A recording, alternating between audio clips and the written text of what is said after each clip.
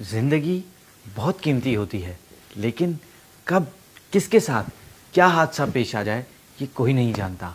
और इंसान की ज़िंदगी बचाने में बहुत अहम किरदार अदा करती है, वो है एम्बुलेंस। ये आवाज़ आपको क्या पैगाम दे रही है कि इस एम्बुलेंस में मौजूद कोई इंसान सख्त अज़ियत और परेशानी में मुब्तला है और उसकी ज़िंदगी बचाने के लिए एक एक लम्हा इंतहाई कीमती है।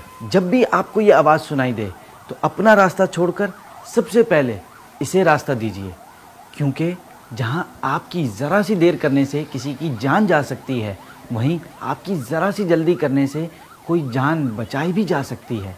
मैं भी नियत करता हूँ, आप भी नियत कीजिए, जैसे बन पड़े हम इंसानी जान बचाने के लिए एम्बुलेंस को रास्ता देंगे इंशाअल्लाह अज़्ज़ा वजल।